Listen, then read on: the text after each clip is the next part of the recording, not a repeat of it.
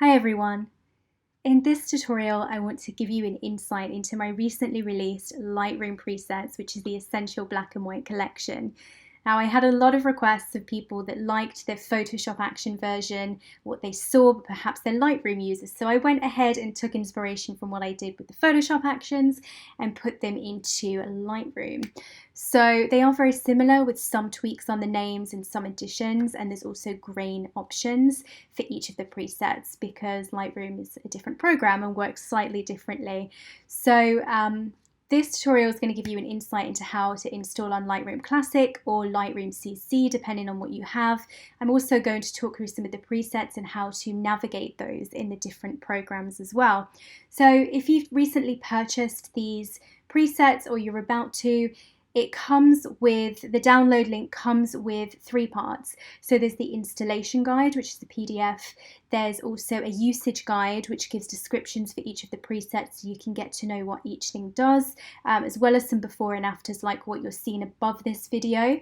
And the installation guide is step by step. It's really easy to follow if you get stuck on installation or if Lightroom or presets is new to you. If you are a Lightroom CC user, feel free to scroll through to like 3/4 of this video towards the end and you'll see a specific video that shows you how to install on there because they're kind of 2 different programs and how you install presets and use them.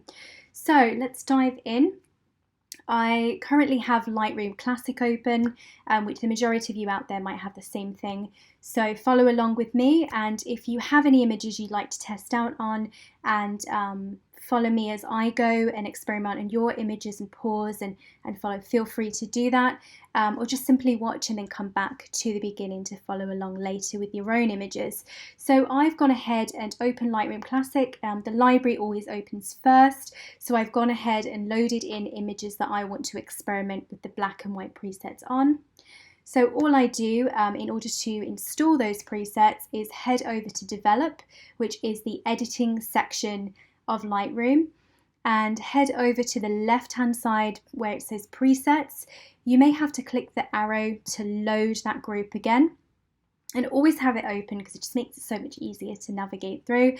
And to install, simply click the plus button, click import presets, and this is where I hope that you guys have saved in a safe space just in case Lightroom crashes or you have a new computer.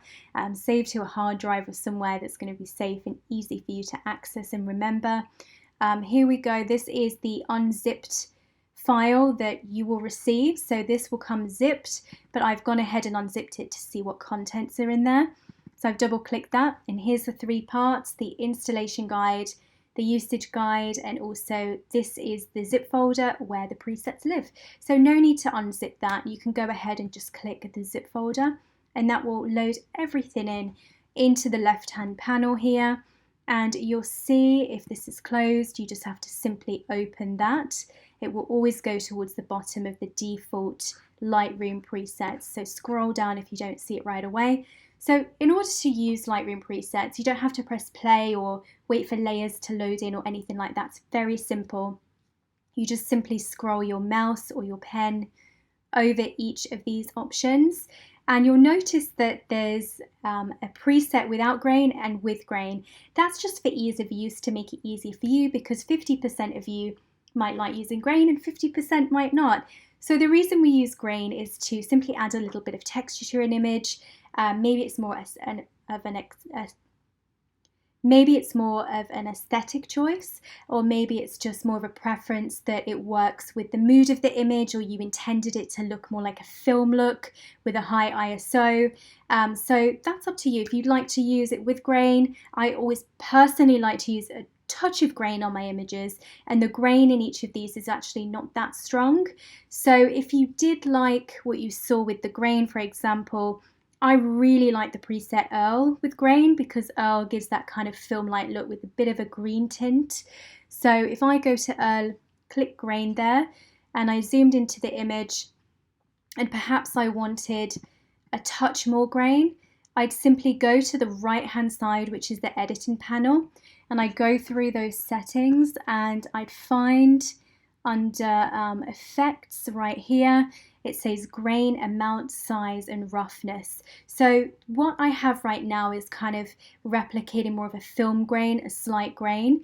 But if you wanted to push that a bit further, you could just simply push the amount. I wouldn't touch the size as much, as that's going to make the size of each grain pixel a bit too heavy. The roughness is already at a good place, so I would just play with that amount. If you're going for a film noir, really heavy ISO film look, you could go up to 50, maybe more, but 20 to 30 is kind of where it's at. If you like a little bit of grain, maybe like 15. So that's how I would use the grain. But as I said, if you don't want to use grain, all you can do is just click back onto the other one. So the way it works is when you scroll in through, you simply click through to each option like that, and you can click reset, especially if you've played with anything on the right hand side panel here, you just reset back to the original photo. So some of my favorites here, I would say Earl is a definite favorite when it comes to this kind of portraiture outside on location. I also love mist, for example. This image here, anything that's shot outside on location, kind of in soft light, especially like in the shade of buildings, it's very soft.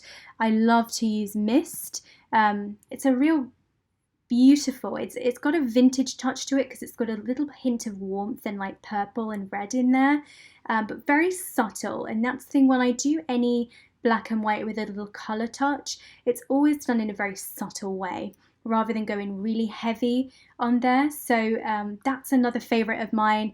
And also, if you like a matte finish, matte is self-explanatory, it's fantastic. If you're using if you're outside, it's a really great one to add a little bit of rawness there. And then beige is also really beautiful because it's more of a modern sepia tone. So there is so much variety here. As you can see, this is a studio image, and as you see from Hollywood to grey, how different that is. That's got more of a matte finish, whereas Hollywood has got those beautiful Hollywood contrasts. We've got beige, which is beautiful on textured portraiture. Again, Earl is like always a winner in all of these. Ethereal is good if you have a slightly underexposed image and really want to make things like ethereal. Think of like a perfume campaign. And then we've got mist again. Mist works beautifully in the studio and outside. Obviously, classic sepia. Silver adds that kind of silver kind of highlight metallic look.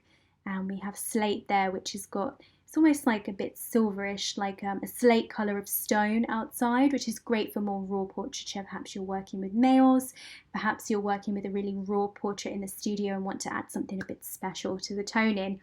So as you can see from all of those, there's just a ton of options when it comes to all of these different images. And you know, there's not one action or preset per se that works perfectly on every image. There may be some tweaks that are needed because you might say, I love the look of Hollywood, but perhaps I want to just push up the exposure a little more because I shot this slightly underexposed.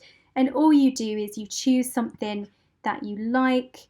For example, on this image here, I might like to choose Earl, but then maybe I want it a little moodier. So I might go in and take down the shadows a little bit, take down the exposure a little bit, and that's all that's needed to make it kind of, you know, tune it a little bit to fit your image, to what your intention is, to what your final intention is with the toning. So I hope you found that helpful. If you are using the presets, I would love to see what you do with them. So feel free to tag me with the hashtag Lara Jade Presets on Instagram, or simply join my group on Facebook, Lara Jade Education. Feel free to ask questions and share some of your results because I'd love to see what you're doing with them. Enjoy, experiment. I hope you find them useful, and again, feel free to share them with me when you've used them. So this part of the tutorial is for those that have Lightroom CC and would like to know how to install them, especially if they're new to Lightroom or perhaps installing or working with presets. So we're going to make it easy because it is easy on this program. So open Lightroom CC and you'll have a library or a similar kind of format to what you see here on my screen. And all we're going to do is access the editing part of the program, which you can do with the right-hand panel. It's a very easy program, so you see, because they've made it very user-friendly. So all of the things you need is in this right-hand panel. We're going to click the three sliders, which is just the edit part of the program. And we're going to go ahead and click that. Now, as you'll see on the new panel that opens up, we just have to find the presets part, which some people find a little confusing, but actually it's really easy. It's just located all the way down the bottom. So if you remember that bit, it's easy to remember. Click on presets and another window opens up, this panel on the left-hand side here. Now all we have to do is load those in. So in order to do that, click the three buttons at the very top next to the X, and we're going to click import presets, and then we're going to identify where we've saved those to. Again, save them to a safe space so you can find them again.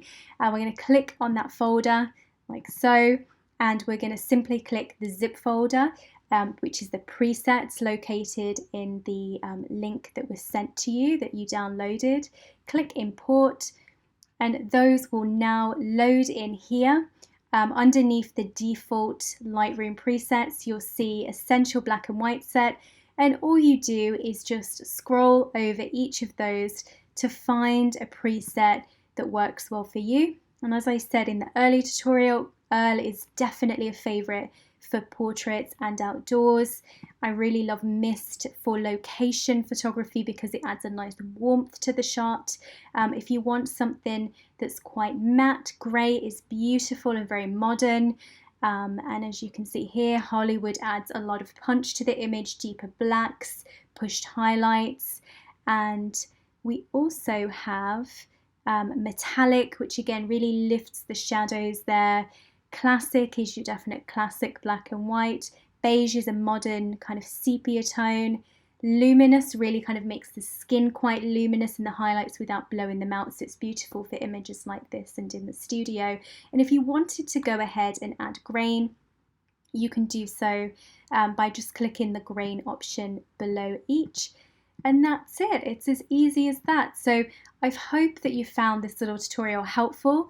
If you do have problems installing or want to find out more about each preset, go ahead and look at the PDF that was included in that download link. So you have a usage guide which shows you some before and afters and descriptions about each of those presets, and you also have a step-by-step installation guide. Now if you're interested in syncing these presets up to mobile, that's really easily done. And it's great. It's a great way that Adobe have made this happen for users, which is you just make sure on the Lightroom app on your phone is synced to the same as the sign-in on Creative Cloud you use on the desktop, and those should automatically then sync to what you have on mobile, and make sure you have enough space on there as well, and that is all set up. But there's a tutorial on that inside of each folder, so don't worry if you don't get this all in this video. There's definitely step-by-step guides that can help with that. So as I said in the early tutorial, feel free to tag me on Instagram if you use any of these presets with Lara Jade Presets, or you can join my Facebook group, Lara Jade Education, where you can ask questions and share results, and I'm happy to give my feedback too. Enjoy, experiment, and don't forget to share them with me.